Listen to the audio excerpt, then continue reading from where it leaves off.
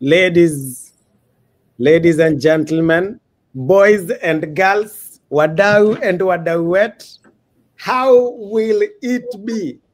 Kama K, kama kawa, this is John Duty on Life MAJUU, and today I have the pleasure of bringing back the one and only drum rolls. Lucy Mwangi, USA. Yeah, Demazi. Poa sana, poa. You know, I'm from Lucy Mwangi's USA's channel. Bro, I'm telling you, nimeongea kizungu ile mtaa. Paka mate imeisha kwa mdomo jo. Like, asa niko na headache. Nimekusikia. Umesikiaje vile nimespin hiyo kitu? Kabisa 100%. Unajua mnasemaga vijana wa Kaelo hajui kizungu. Mnasemaga hatujui kizungu. Lakini you guys, sasa tuna catch up. The more we stay in this foreign country, utasikia ulimi itakuwa rahisi. You know, when we were starting off ulimi ilikuwa mzito. Sasa hii inaenda kikuwa rahisi kidogo. But I'm glad that you had me. Thank you for having me over there. You're welcome. At least nimepatana na watu ma intellectual wenye wanaongea tu kizungu. So nikapambana na hali tu vile ilikuwa. You did amazing. What are you talking about? Yeah, thank you. Yeah. And I'm glad that we can continue on the conversation. Guys, if you've not watched the live that I just had with Lucy Mwangi USA, we were talking about the rat race here in the US of A, the implications of how, living on a schedule every day for the rest of your life and wanting to grow and do something different, how hard it is, and the challenges and opportunities that the US of A presents. Hiyo ndo tumejaribu kuongea hapo. And in the spirit of continuing that conversation, we want now to delve on, most people who are in the States really want to have a different kind of life, but they cannot. It's very difficult to just walk away. It's not something you can just walk in and walk out. There are repercussions if you decide to walk away. So in this section, we'll just continue the conversation and talk about the steps, what you have to do, the price you have to pay to eventually escape the American matrix. And this is not just for immigrants, even for people who live here in the States, most of them would want to have a different kind of life. So your concerns, comments, contributions are highly welcome. Lucy Mwangi. Yes. In this area of Life MAJUU, I feel like you are well versed, kunishinda, in terms of your experiences and knowledge. What do you think is the first thing? We will start for a new immigrant who just came. They are excited about this opportunity. The excitement is understandable. Yeah. Because when you first come to the US, that is like a whole achievement. Right. It's a whole achievement. You worked hard for it. If you came through, for example, the diversity visa, you spent a lot of money, you spent a lot of emotional energy, you spent a lot of time working on that. And then, so now when you get here, you have that achievement. Already that is in your pocket. You got the green card, that one, check, you've achieved that. So now what do you do after that? You start getting acclimated to the US system. If you had not watched our videos before, that means that now you're starting from scratch. You do what to do. Right. You don't know what to do. So you start with your looking for a job, so obviously you have a host, you have somewhere you're staying. So you're looking for a job, you're looking for a car, you're looking for mostly the job, driver's license, vitu kama hizo. And then you get in the system because not many people come and start their own businesses right away. Yeah. So you have to go look for a job. You get the work authorization, and then so now you can work. So right away, you're put in the system. So Kisha join system, you have to be very intentional. And this is something that we didn't know coming through the door initially when we first came. Yeah. You have to be very intentional about your goals. What do you want to do with this American dream? what is your version of the American dream? So you have to curate your own, because now that we are realizing it's an illusion. Yeah. It is whatever you want to make it. So you have to create that American dream and then pursue that, instead of just joining the system and going day in, day out, just following what everybody else is doing. So I think the first thing is to know what you really want to do. So equate goals. Do I want to go to school? For what? After that, going to school, do I want to work for a little bit and then to be an entrepreneur? Do I want to just work for like 10 years, make a whole bunch of money, invest back home, and then pack my bags and go back? Yeah. Yeah. What do you want to do? And I think that's the question that we didn't ask ourselves. So now we are trapped in this system, and now we are like, how do I get the hell out of here? That's the question, because we didn't have any goals initially. We just found ourselves in the system, and now it's very difficult to get out. Yeah. Yeah. So first of all, identify what you want to do. Once you've identified what you want to do and you have your goal, how long you will get, what you have to do to get to that goal, and how long it will take. So in my view, I feel like the price that you have to pay starts from the beginning. And I mentioned briefly this in your channel as well. Once you know what to do, is now having the discipline to do it consistently for a period of time without distractions. Yes. Yeah, because I feel like distractions zinakuwaga mingi sana once you get here. Yeah. There's a quote that I love reading every morning. It says, the streets will give you everything, especially these streets in the US of A. They will give you everything: books, money, alcohol, drugs, school. They will give you positive and negatives. You will find them in the streets. So yeah. I think it's upon us just to be disciplined enough and stick to the things that will steer us to our goals from the beginning, and building that foundation. And that ndio inakuwa ngumu sana, especially kwa watu wageni, people who just either came to the West, or people who are just starting life here in America in terms of after high school. It's the choices that we make after high school that, determine our future. But I think the price for you to be able to escape this matrix, you can't just wake up one day and leave. So one day, of course, there's a thing we cannot avoid: the working part, doing the things that we don't want to do, right? Yeah. Yeah. Yeah, you have to be disciplined, number one, and you have to be willing to make a few sacrifices. Yeah. You have to be willing to be very uncomfortable sometimes with the life that you have chosen.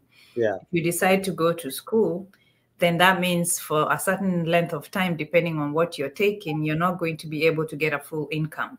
Right. So are you going to save in advance, or are you going to work less?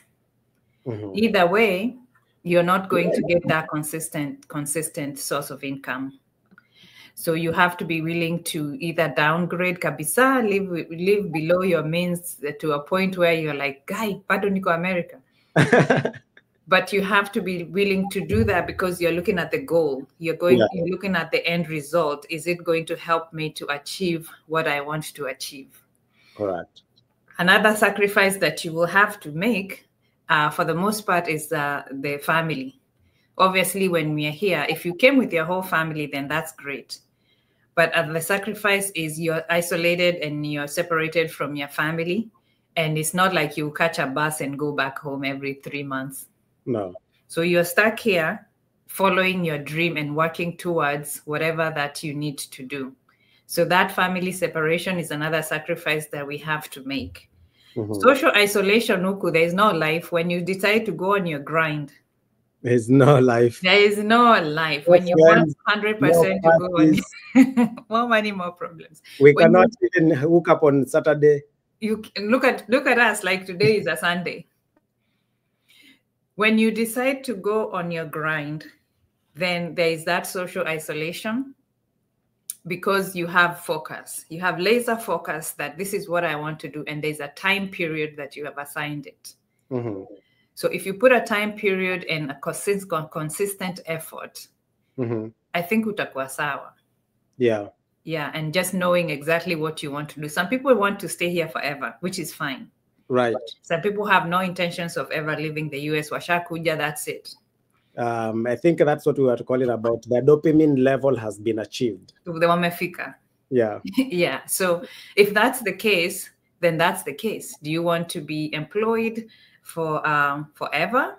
So and then how do you then upscale or scale up? Like how do you go from one level to the other so that you can have that comfortable paycheck that you don't have to worry about living paycheck to paycheck? And friends also, apart from cutting family, even cutting friends, most people, especially back home, keep on think that we have a lot of white friends and Americans and we hang out with in barbecues. But if you want to advance in anything, actually in this economy, you won't have time for friends. So that if you're not working, you want just to chill because you're so tired. Yeah. So social life, but the social cutting off of social life has some implications as well, and which is predominant in this American culture. If you're not socially active, that means your mental takes a hit. Because I was watching a comedy today, and someone was asking, how many people do you talk in a day, randomly, assuming you're not working? Do you talk to at least 15 people? No. Who? Which ones? Yeah, because someone was like, do you guys want to say you don't talk to 15 people in a day when you're not like forced to, maybe at work? And people were like, if I talk to 15 people when I'm not at work, I will throw that phone away. I don't want to talk to 15 people on my day off. People are like, if you people know, someone else asked, you people know 15 people, like you have 15 people you can talk to. Hey, you are very popular if you have 15 people. Unless you have a side hustle that now involves you calling people and talking to them. I think most people on their days, well, it depends on what you do then for a living. No, I feel like I think the question was targeting just socially. Okay. Socially, do you have 15 people that you talk to on a daily basis? No. Yeah. That again contributes to the American psyche. The American psyche is affected because of our ways of life. We rarely interact, and it's because of the culture, the working culture, just work. But the human being, we are social animals. We need to socialize. But then when you come here, you're so stuck in other things. Yeah. Chasing the dollar that you don't even socialize that much. Yeah. Yeah. Yeah. And before we continue with this live, I want to highlight the fact that some of our viewers who might be listening to us are still in the process of looking to immigrate to the West. And this thing is a journey. If you've not been there yet, you might not see the importance or the point of this conversation. It's because before I came to America, I had a different worldview of America. But it's a blue pill and red pill. Now it gets to a point where you have to decide which pill you're going to take. So we wish you all the best. If you're coming here, we want you to experience it. But as you come, we are hoping that you come with the mindset that things are not as rosy as you might have thought. Ile ya kuona kwa TV. Yeah. Things have changed. Yeah. Yes. And I think this is important that people watch videos like this so that they can be well prepared when they come. So they're not shocked so much.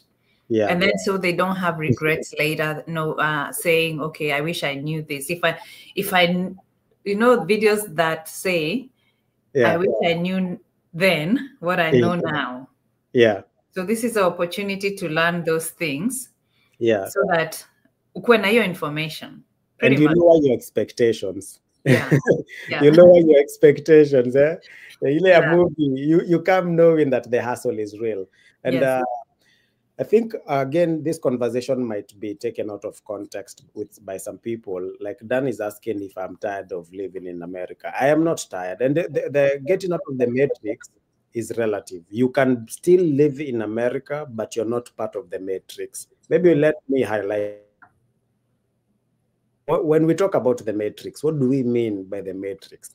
The matrix is a system of life that is designed to put you in a circular motion. You cannot go forward, you cannot go backward, you're just constant years and years. You're doing the same thing, you are programmed. There's a ceiling put on your head. You cannot advance past that. Now, if you are growth oriented, if you like to move forward in your career, in your personal life, in your goals, it gets to a point where you hit that ceiling. Ceiling, yeah. You keep on hitting it.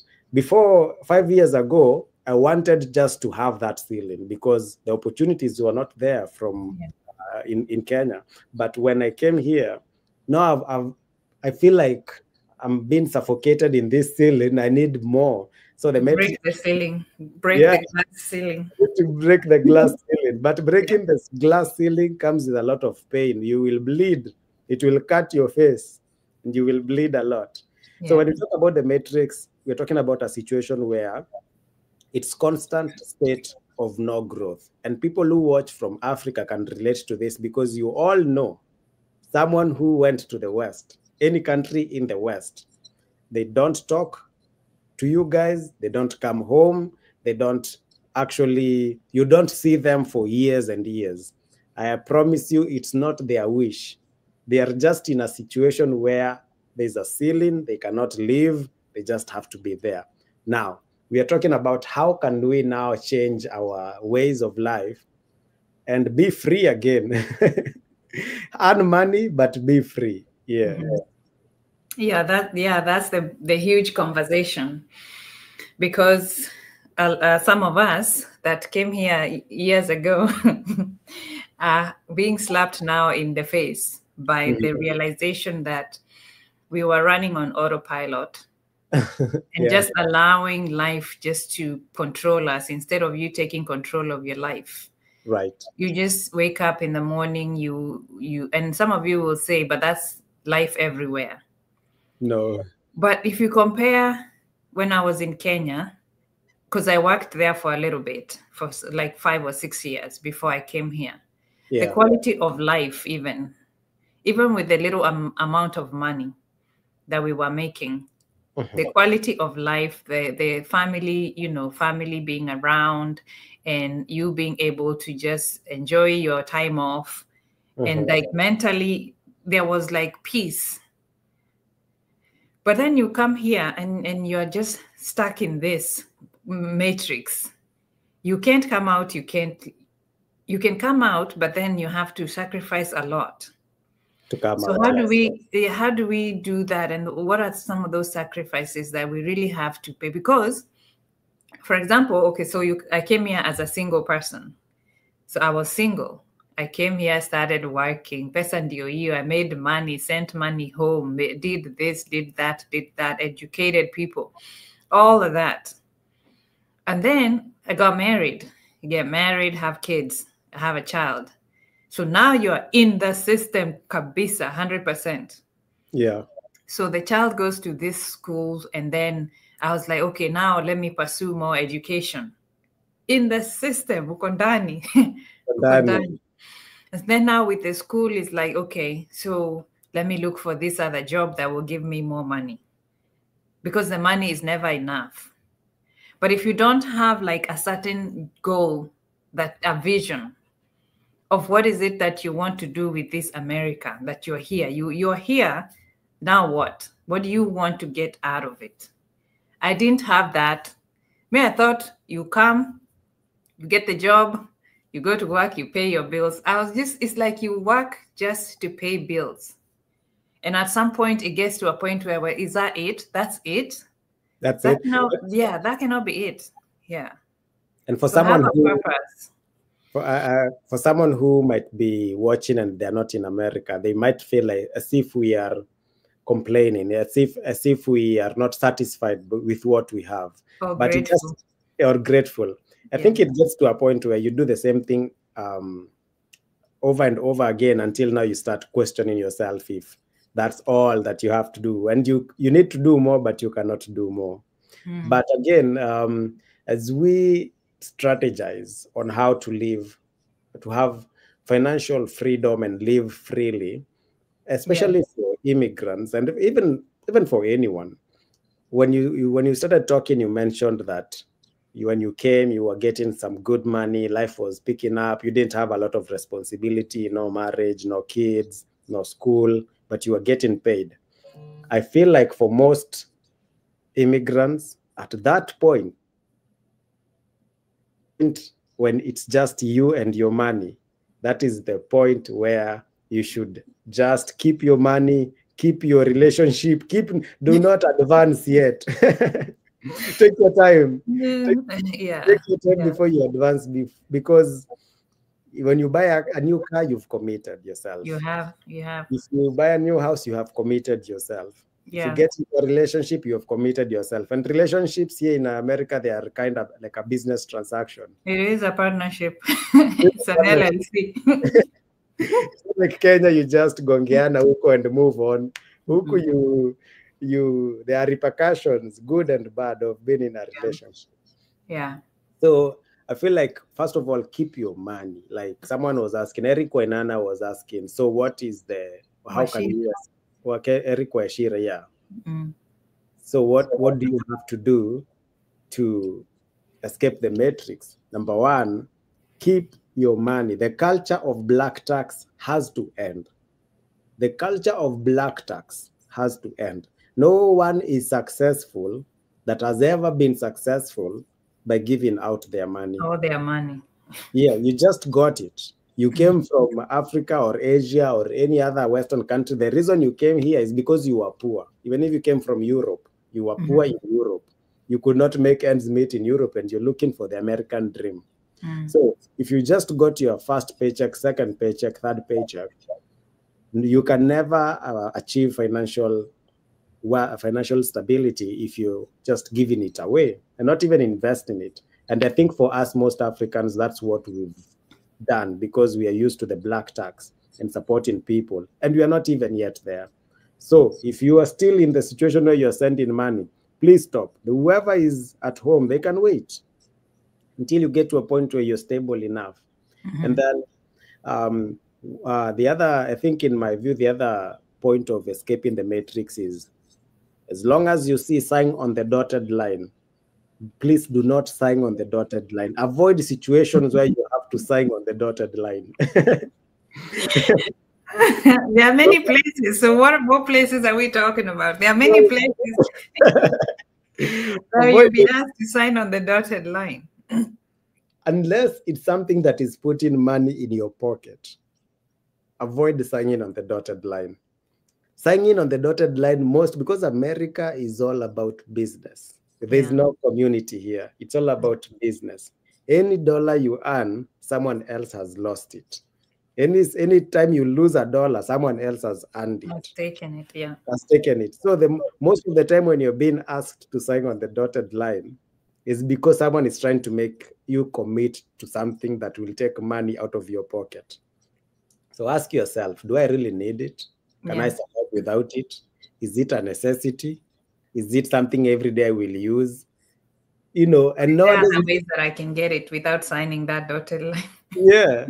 And nowadays, you don't even have to sign on a piece of paper. It's just agree to the terms online. They ask you on your phone, do you agree to this? You just say yes, and you've digitally signed. Yeah. Yeah. A lot of that is a warning for credit cards, by the way. So for credit cards, for car loans, you just sign things, and without even reading what you're signing, you're not looking at the interest rates. You're not looking at the terms and conditions of usage. You're just signing because somebody said you can take this car and your payments will be $200. Akuna garia 200 sai. Your payment will be like $400, $500, $600 a month. And then for 84 months, ukiona 84 months, you're like, bus. This one, I don't have to worry about it. You don't know how much interest you're going to end up paying over the course of that 84 months. Yeah. So vitu kama hizo, just be attentive, because when you're new, hakuna mtu anakuambia. Yeah. Yeah, nobody tells you. When you started talking, you mentioned something about school and paying for school, but yeah, that's good, going to school. But we rarely talk about the price you have to pay to finish that school. The side effects. Oh man, going to school has been the one thing that has given me a lot of PTSD in this country. Yeah. Funny enough, going to school in Africa, it's very hard, it's very strict, and actually masomo ya mtaani, masomo ya Kenya or Africa it's good education back at home. But I feel like the criteria, and I can talk about postgraduate. I've not been in a bachelor's school here, but for postgraduate education here in the West, the either pass or fail. The bar is too high. Actually, here you just fail twice, and failing is a C. And a C is 70. In most schools is 70. There are schools that actually a C is almost 75 or 80. 75, yeah. It used to be 75 at my school. Yeah. So imagine in my school, getting a C once was allowed. You get a C the second time, you are referred to the director of that course that you're doing. If they evaluate that you are not able to perform, you're gone. If they give you a chance, that second time will be your last. Yeah. So you cannot even get like more than 2 C's.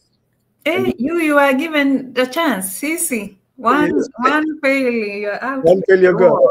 As was 2 C's. But again, it depends. How many tests did you have because as we had tests every week on Friday, we are submitting a project every Friday. So there are some tests that you do once a week. And then there's the final one you do for that semester. And then they do the whole average for that semester. So if you get a C for that, a fail below C, hey, uko nje, you have to repeat that whole class, or some very, very important classes, you have to wait until the next group of people, the nursing group, comes in, and you have to join to jump on next time. Yeah, I think nursing is kind of different because most of your classes, you have clinicals, you have like most some in-person classes, right? Yeah. So you have to wait. For me, I did an online course, and every week we are submitting a real project. Like you just have to research and do your thing, and it was gradable out of 100, but it was accumulating towards the end of the final project for the semester. So you might even get a 90 or an 80, but they will still deduct it to the points. And then towards the end of the semester, maybe the final project will be worth 40%. And then all your assignments will be worth 60%. Yeah. So in any of the tests, you're only allowed 2 C's maximum. 1 C, after the first C, you go to the director. If they allow you, your second C is your last and you're gone. So because of that pressure, you find that most of the time, you cannot even do something else. Like your mind is so exhausted every day that you cannot even work.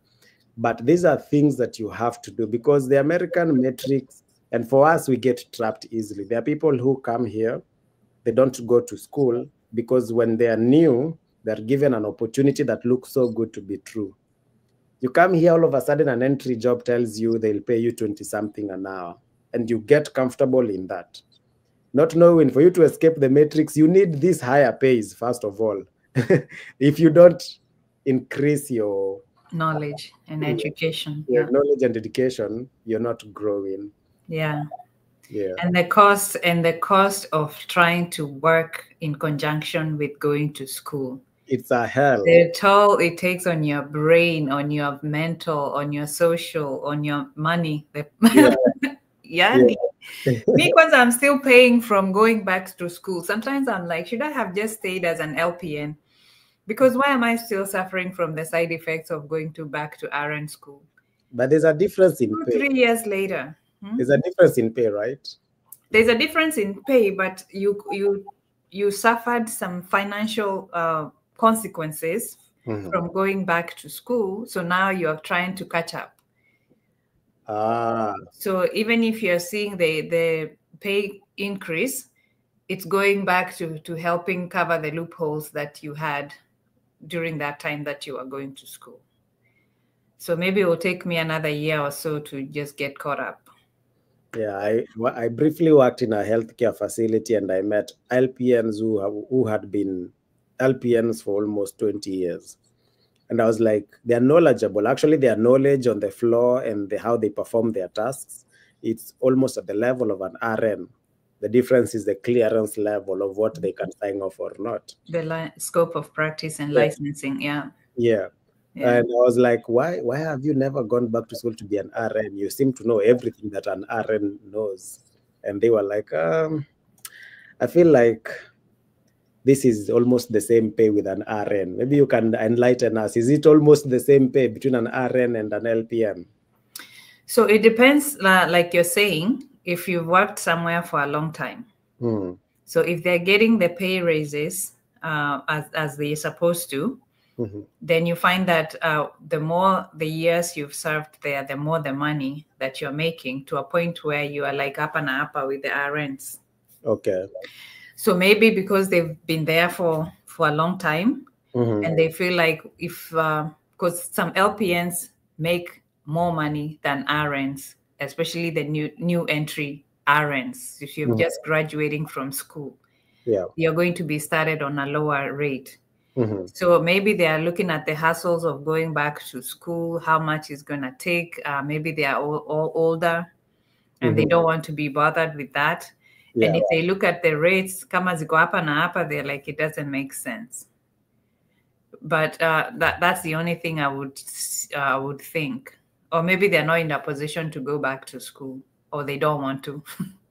They just don't want to. Because it's a choice too. Nobody said everybody needs to go back to school. Yeah, and they're comfortable with what they're getting. Yeah. And if you want comfort, America will give you a lot of comfort. Yeah. They will give you a lot of opportunities to be comfortable. And Eric Washira has been asking, how then do you escape the matrix in America? You escape, first of all, by cutting the black tax. Even think of a young man who graduated high school in somewhere in a county in Kenya, and they moved to Nairobi, the capital city, and they started working in Nairobi. Most of their money, once they get paid, high chances they will probably send it back home. Yeah.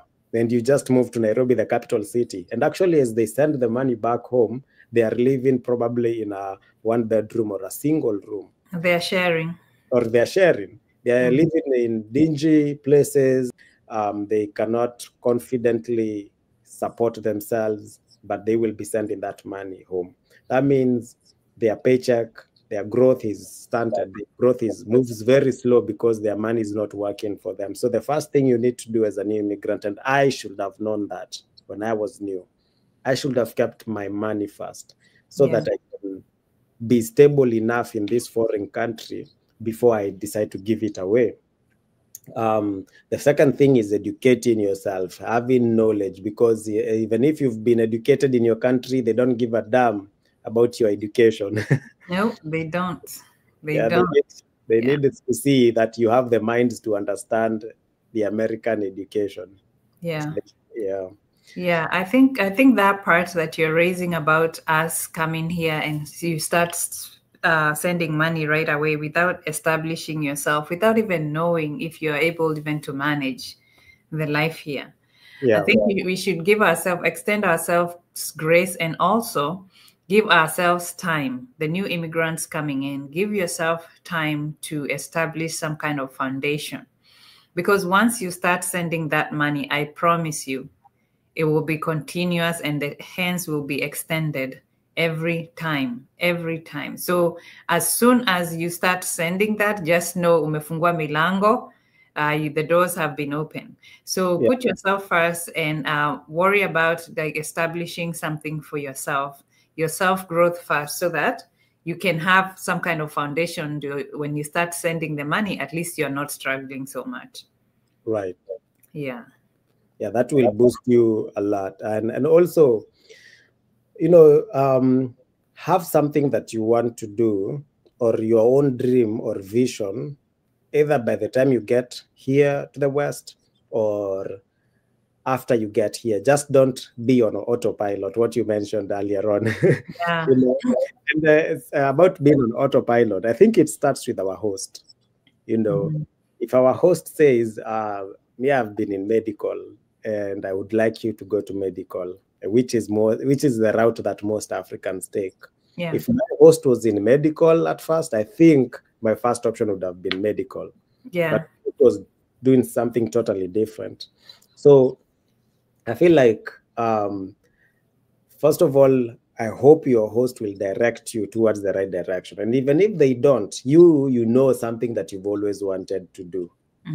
First, follow that dream first, but have an exit plan in mind. That is also very key. Like, no, I am doing this. There are sometimes, most of the times, we have to do things that we don't want to do before we do things that we want to do. So if this job sucks, if this place sucks, if whatever I'm doing right now it does not make me happy, have an exit plan. How long am I willing to do this? And us speaking here, we are not executives and professionals. No. And experts. We are confidently talking like this because we are learning from our own mistakes. And now we are sharing this knowledge with you, because if we knew the things we know now, we would have made different choices. Perhaps our exit plan would come sooner. Yeah.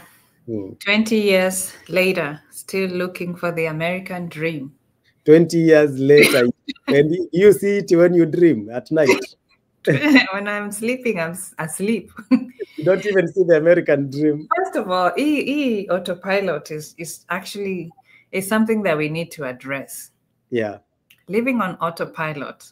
I think that has been my biggest quote unquote regret.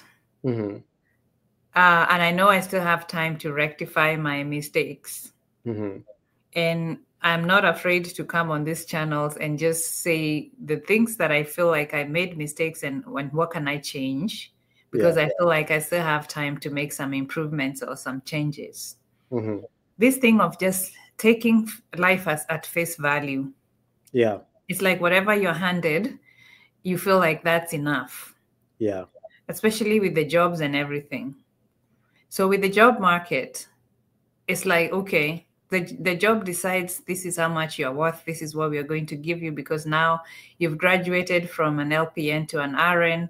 So this is how much you're going to make. And then you're like, okay, so because you're comparing the LPN and the RN rate, you're like, oh my God, nimefika. Yeah. But then you realize there's more to life than that. Yeah. So I think the idea of me just putting myself in this box and not allowing myself to like grow, get out of this box that I put myself in and get out of my comfort zone, and just being satisfied and content with this thing that America has just given me, instead of opening my eyes to look at the possibilities of what other opportunities is America giving that I'm not taking advantage of. Yeah, for sure.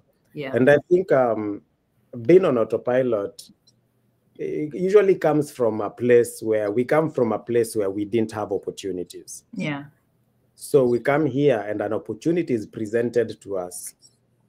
Once an opportunity is presented to us, and it's an opportunity we never had, it always appears to be too good to be true.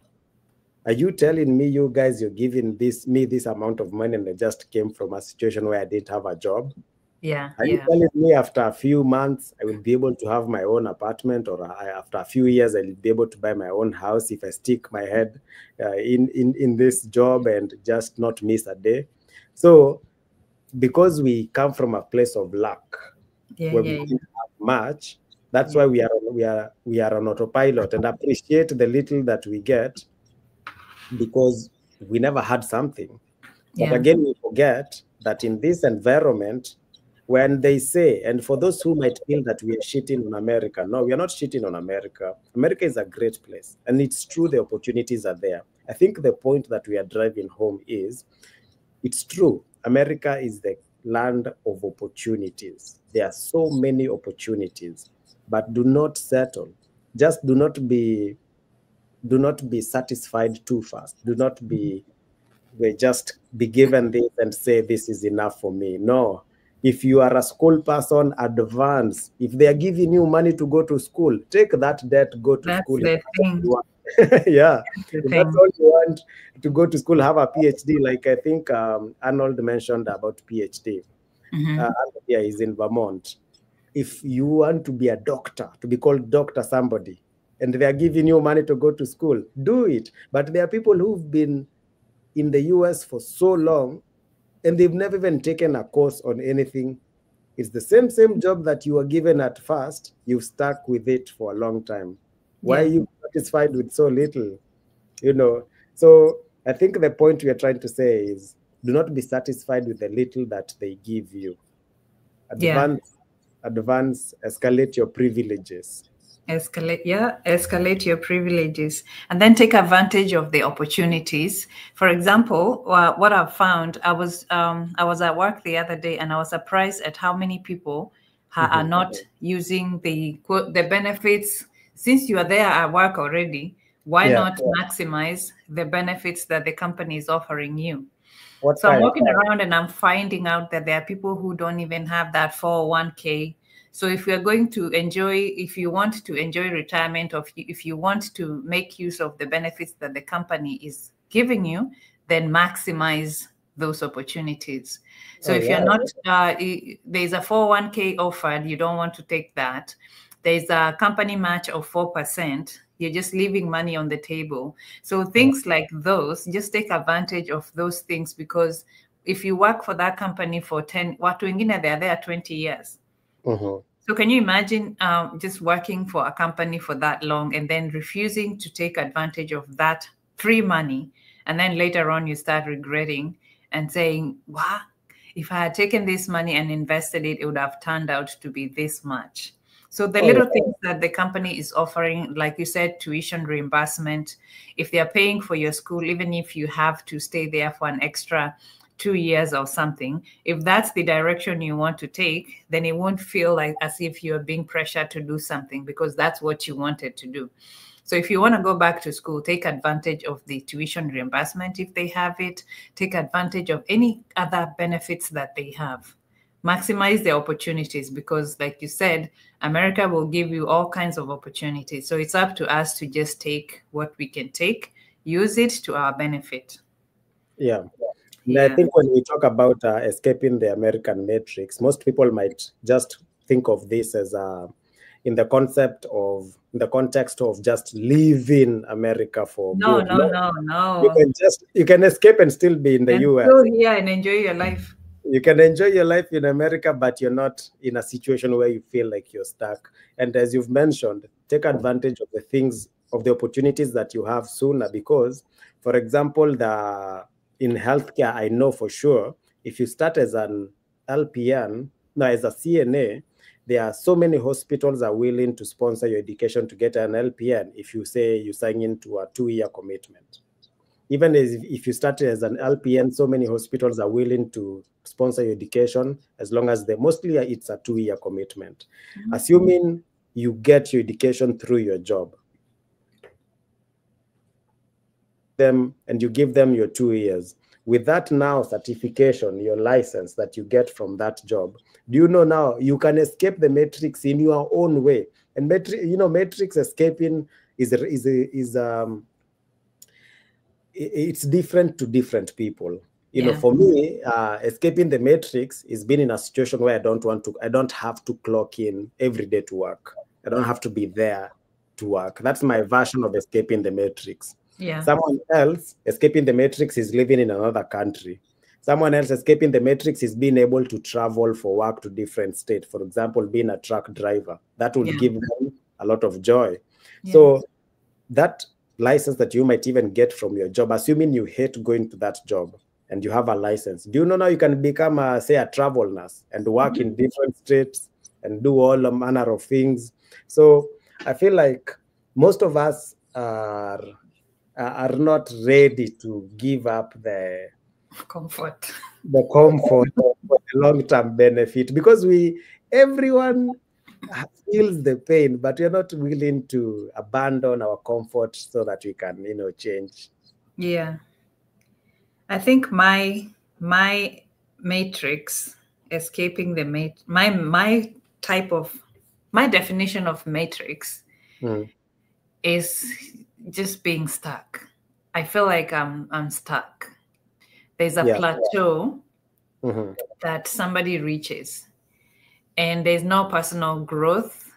Yeah. Yes, you've worked in different places, you've worked in different positions, but then, like, on a personal level, what has that done for me apart from paying bills? Yeah. So if you put bills aside, which is what everybody's doing, what is life's purpose? What is my purpose in life?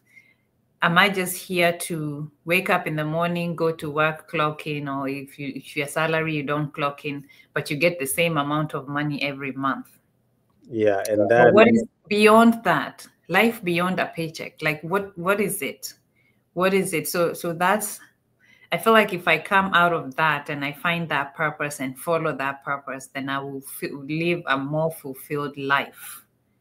So my idea of escaping the matrix is not leaving the country. It could be leaving the country, but it is not being, to feel like I'm in this box, that I'm not making any individual personal growth. Because as far as money, you can, like, I'm a nurse, I can go wherever and work and make the money and pay the bills. But is that it? Like, just to pay the bills, you have this mortgage, it's a 30-year mortgage. Why do we even do that? Why do we even get stuck in a 30-year mortgage? Yeah, someone else actually mentioned that if you're in your 30s or 20s, to get to your first 100,000, you don't go into a mortgage plan. Get a remote job and leave America. Yeah. Yeah. So things like those, when you look back, you're like, if I had this knowledge before, and like I said, it's never too late for people to make changes. Would I have done something differently with this information? I'm glad you mentioned something about, is that it? Like, yes, you have a job, you've paid your bills, and then you do the same thing next month. So is that all that you came here for? I think that's a very valid question, because being in a survival mode is what makes us not grow. Like, going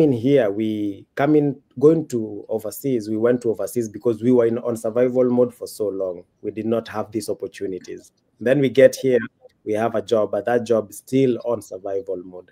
So just live in the survival mode where you're not working to live, or is it living to work? Which one comes first? Which one is the good one?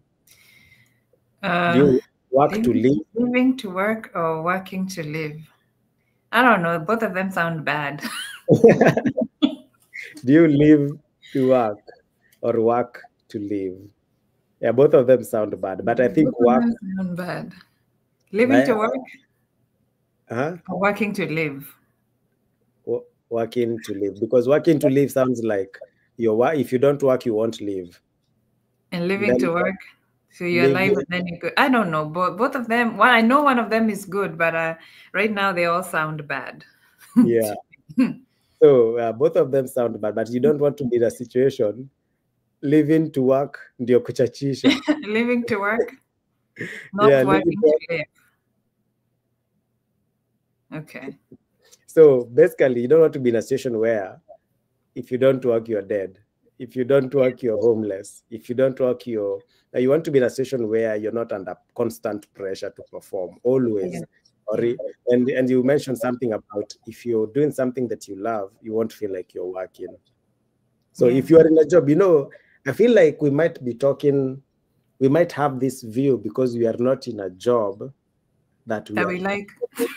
that, that we are passionate about. You know, something you enjoy. You Yeah. know, Yes. something that you enjoy and is like, for me, if you gave me a job that I'm outdoors all day and I have drones and I have cameras and I'm producing films and I am shooting and I'm interviewing people, I wouldn't feel like it's a lot of hassle, you know, because I'm actually, my dopamine levels are increasing as I do it. But if you Yeah. give me any other type of job, I feel like I'm just doing it for the paycheck. I'm here, I'm doing Pay what you're me. doing. Pay me for my time and services. Yeah, pay me for my time and services. So I hope there are people who might be listening and they are doing something that they are passionate about. Even if it's being employed, but you're Even if, doing something you love. yeah, you can be employed and that was your dream, and every day you can't wait to wake up. You know, like, how do you know you're doing something that you love if you can't just wait to wake up in the Mm. morning and go do it? Then you're winning in life, you know. Yeah. Yeah. Yeah. What And about someone, people saying at owning? Okay, it depends on how you look at it. so owning a home, what's your view about owning a home? Is it part of the matrix? Because I feel like the American dream that is sold is usually come, get a job, get a wife or husband, buy a house, retire. So do you That think that was it. That was it. That was what was sold to us. yeah.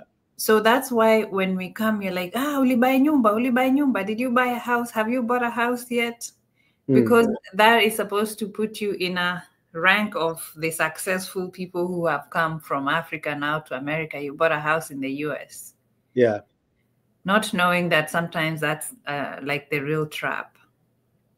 Yeah, that's the, because someone tells you, you know, even in a relationship, even if you're married, any day you can terminate that marriage, any day. Yeah. But a mortgage 30 years, you're telling me I have to be with you for 30 years. Actually, you don't, because you can always like sell your house. The thing is, you have to make these mortgage payments, because Mhm. if you don't, if you default on your mortgage payments, obviously they'll mess up your credit and they'll come and take the house. Yeah, but again, um, you can get rid of the house, but it's not as easy as it sounds because you It's get not. attached to the house so much. You Yeah. know, that's where your family, you've raised your kids. That's where you've all your life is in that house basically. Yeah. So getting rid of it is not as easy. Yeah. Yeah, Mm. it's not. But if you already know that coming through the door, then you can Mhm. have like an informed decision as to, do I want to buy a house? And if I buy a house, what is it going to be for? So we are not Exactly. saying that taking the mortgage is a bad thing, but what is the purpose of that house that you're taking? And like Wanja Koinange is saying, you can make big money using Mm. the house.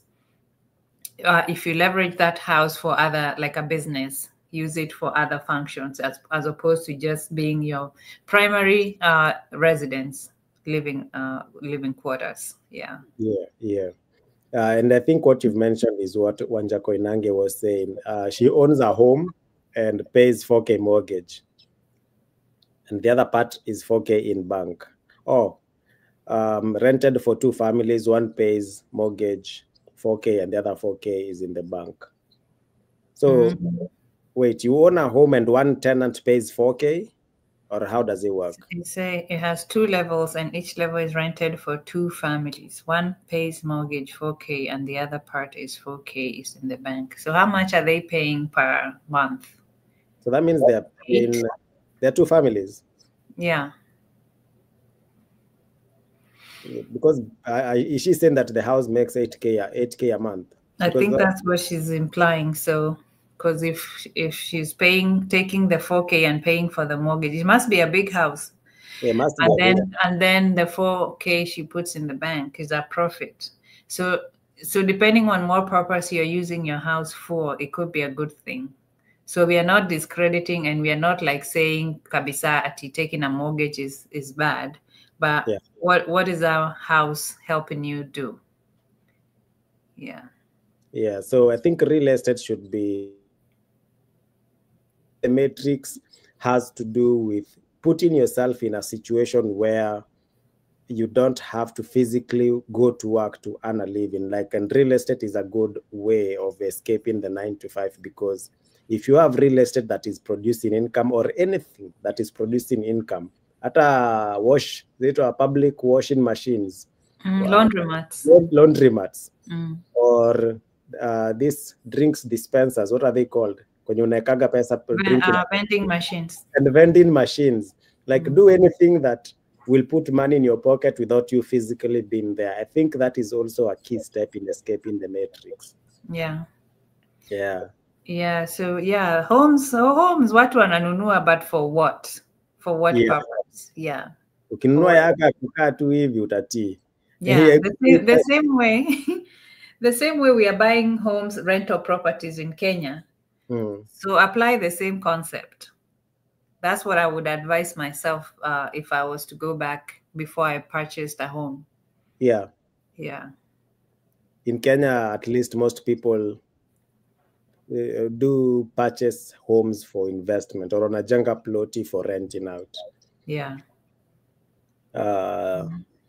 This one says Ulafi alikuwa na Ulafi ya UK, wacha nifike. Jesus Christ, sema kumiss mocha. I really wanted to go back home. Na Mutura, nye missed Mutura sana. Nilihata Mutura mbaya. Na supu. Yeah. Nagabufu. Yeah, nagabufu, yeah. Yeah. Arnold says, Abu soma mimi macho yangu imeanza kumulikwa na light. I do my research. I do my PhD research on housing and how it affects transportation in the whole of USA. And unless you're doing it as a business, like in care homes, you have no business owning a home. Yeah, the care homes actually is a good gig. Washington, they're doing it big in Washington. Yeah. The care homes is another, that is another way of escaping the matrix. And for those of you wenye mko healthcare, you already mko na experience ya kuranio biashara. Right. A house to live in is not a career, is an asset. It's not an asset, but a depreciation value. Maze house inakujaga na bills. Sometimes I'm like, should I just get rid of it and just go back to apartment life? Mara, today the roof is leaking. Mara the roof.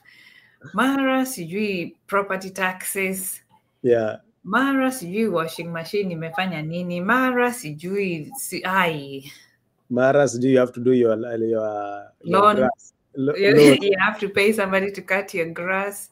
It's not like mtaani unaweza iwache imee tu. No, you get hit by homeowners association fees. Wanakujaga hapa wanakuambia they need the neighborhood to look a certain way and your grass is too long. Yeah. Yeah, location is a big deal. Now use that 4K in the bank to help exit in Kenya. Exactly. Wanja Koinangi. Wende unajua. Now use that 4K to help exit in Kenya. I know of many Kenyans in some states owning adult homes and they are bosses. Yeah.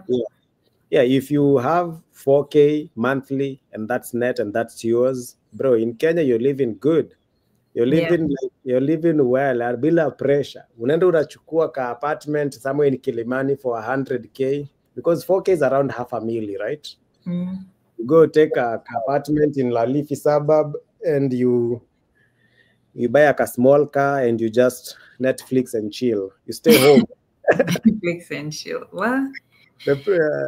And now that you've escaped the matrix, in fact, you have used the system to your advantage, in my view, right? Yeah.